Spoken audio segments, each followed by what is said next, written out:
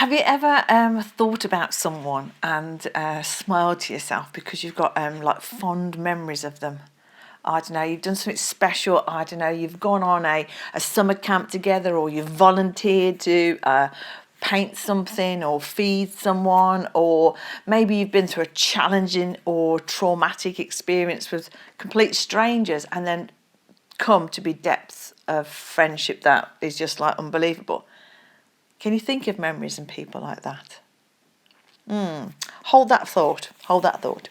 Today we're going to look at Paul's letter to the people at Philippi, the Philippians, and just remember that as we look at these words, it's God that spoke to Paul, and Paul sent God's message to the Philippians, and so it's God that speaks through this book, through this letter to you and me too.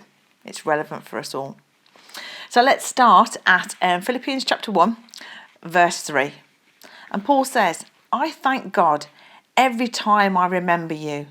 In all my prayers for all of you, I always pray with joy because of your partnership in the gospel from the first day until now. Paul is saying when he thinks about the Philippian church, when he thinks about those people, he has a smile on his face. He thinks about them with joy because of that relationship they have. Why do they have such a relationship? 10 years earlier, Paul was with them and they'd shared, they'd lived together, they'd done life together, they'd worked towards a common goal, they'd established this community of believers there, they'd sacrificed, they'd done loads together. And then this is now 10 years on when Paul is talking to them, and he said that because of your partnership in the gospel from the first day until now. So not only had this group of people supported Paul while he lived among them, while he shared the good news among them, but 10 years on, they were still supporting him. They'd sent a person to go and support him. They sent finance. They were in it with him. And so when Paul remembers them with joy and a smile on his face, it's because they are partners in something bigger than themselves. They have this common goal, this partnership in sharing the good news. When you talk about partners, it can be a bit of an empty word. But I remember years and years ago, I must have been at least 6 months old. No, I was a bit older than that. Years ago when I was a child, I remember watching the Olympics and watching Torvill and Dean ice skating. Oh, they're now judges, aren't they? Or were judges on Dancing on Ice. But back in the day, they were Olympic medalists, fantastic ice skaters. And as you watch them as partners, he would lift her up in the air and she would hold that poise. They would push and pull and move around the ice together. They were partners. It was depth. There was something there. So when Paul uses the word partners, he's talking about people that have been on the journey, that have a common goal, that push and pull, that are in it together. There's such depth in that. And Paul is praying for them. And then Paul goes on and he says in verse 6, being confident of this, that he who began a good work in you will carry it on until completion, until the day of Christ Jesus. Paul is remembering. He's remembering the good work that began in them. Why is he remembering that good work? Because he was there. So let's look back at what happened. Paul was miles and miles away. He planned to go to this one place. In the middle of the night, he gets this vision of this person saying, come to Macedonia. And the next day he gets up and he goes to Macedonia. Philippi is a city in Macedonia. God led Paul to Macedonia. When he gets there, he notices some ladies praying, Lydia, and some of the relationships start there.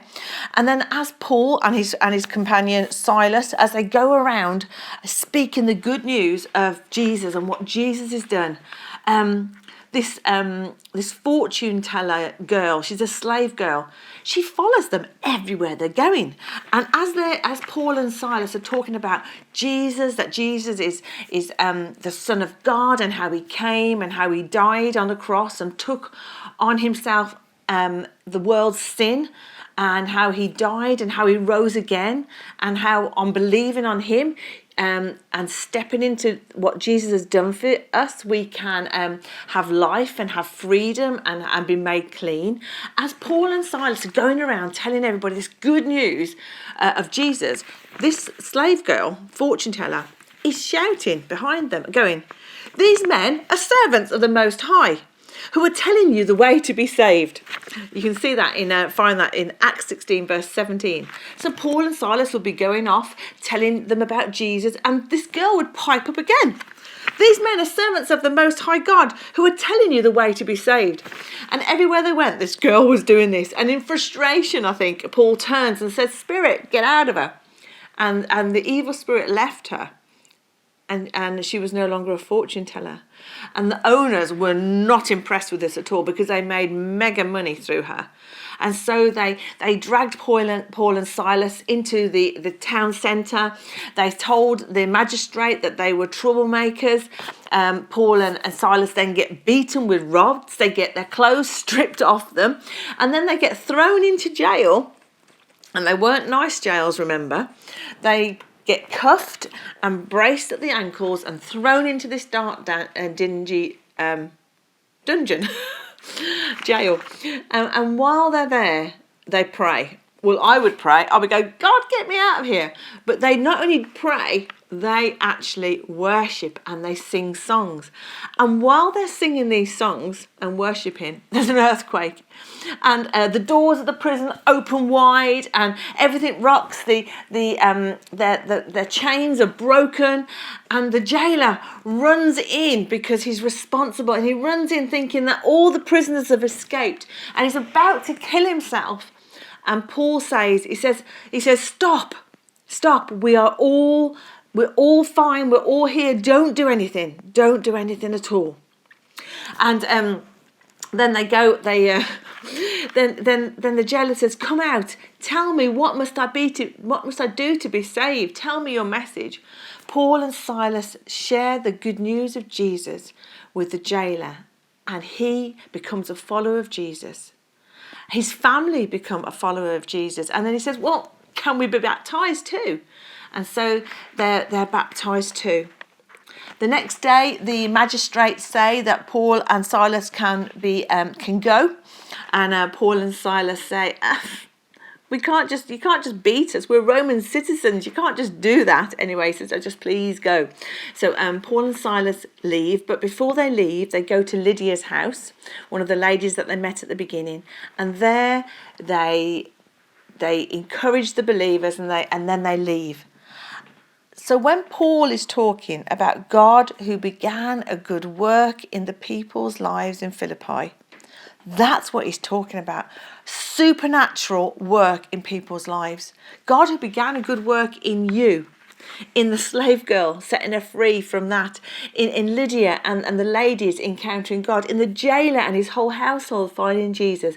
What he's saying is, he who began that good work in you, Jesus who began that good work in you, he will complete it. He will carry it on.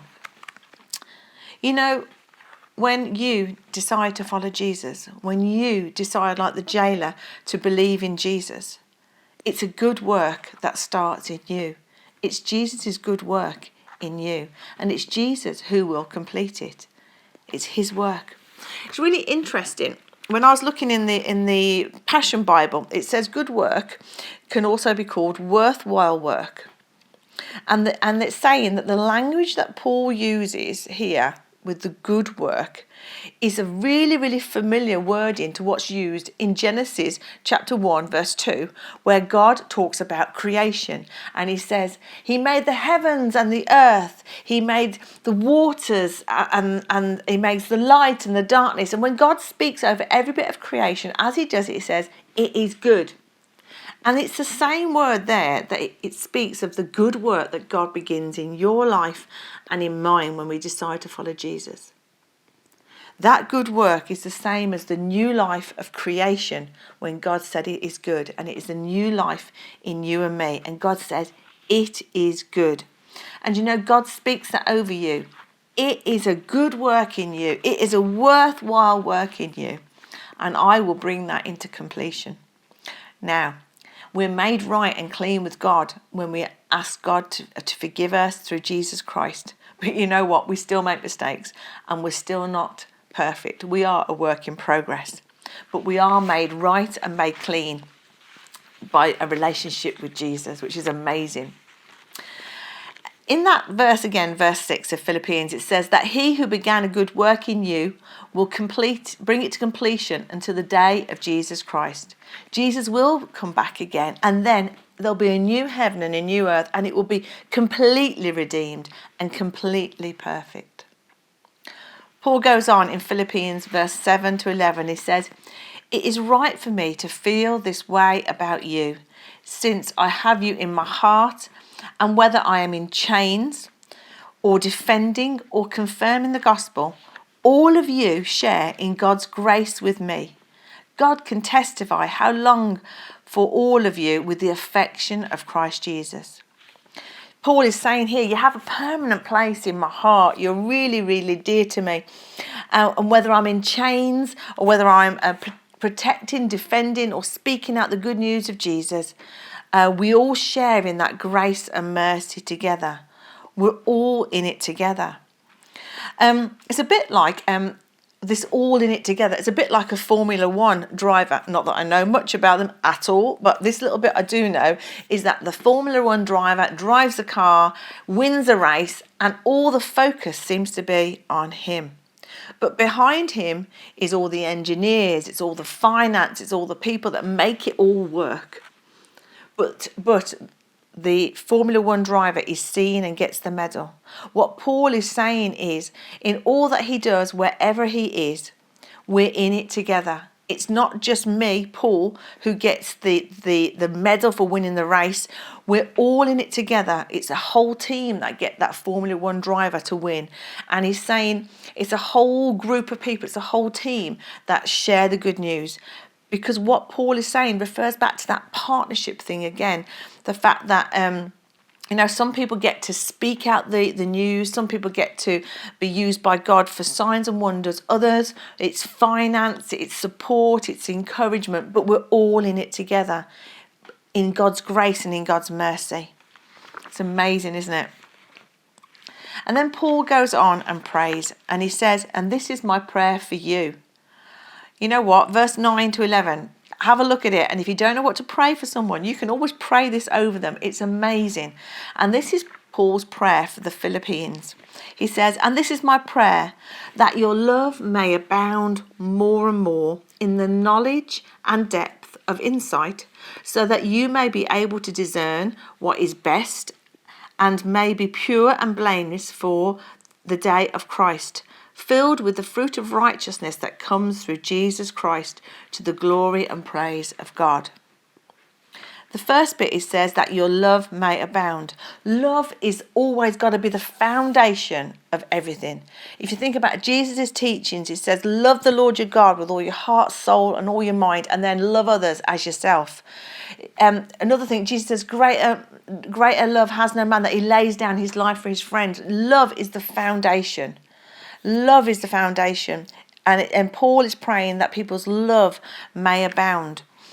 But he's also saying that it may abound more and more in knowledge and depth of insight.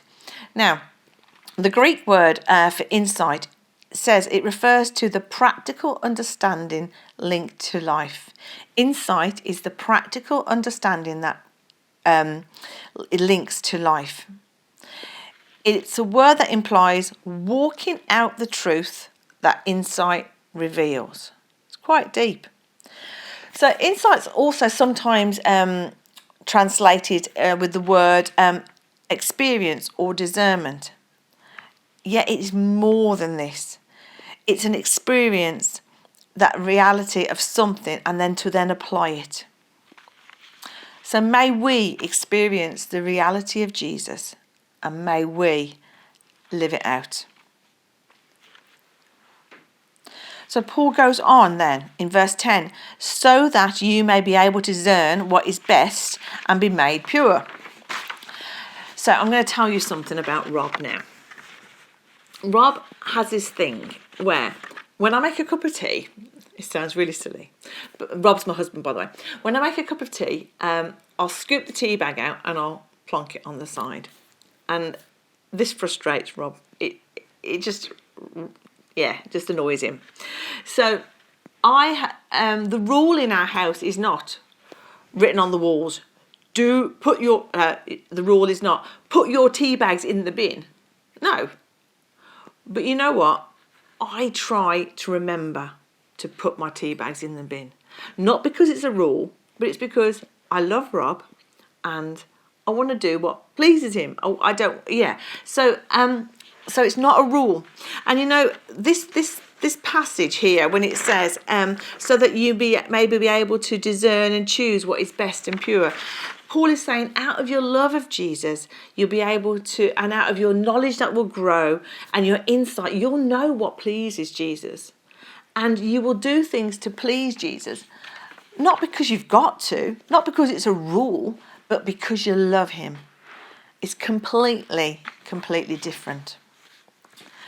Let me read you this quote from the Passion Translation of what they're saying around this verse. When love, revelation, insight overflow into our discernment, we will always be looking for what is excellent and pleasing in God's eyes. We choose the best, not by laws or by rules, but by loving discernment. Change the way you live because you love him. That's why. We change the way we live because we love him. David Pawson says, redemption is an experience to apply. Salvation is never something we experience passively. The truth must be made a reality in all that we do.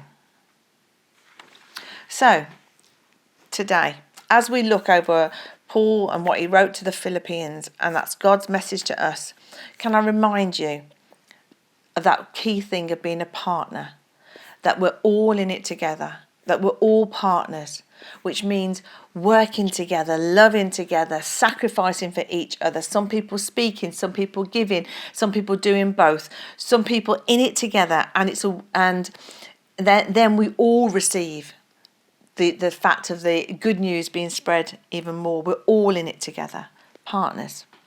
Can I remind you that he who began a good work in you, he will complete it. And he speaks over your life that it is good, that it is good, and that you are worthwhile. You really are. And then that prayer that Paul prays over the people there, that love may abound. You can pray that for others. Maybe use it as a prayer, and that love may increase, and that we may have insight, revelation, and it will change the way we live because we love Jesus. Take care.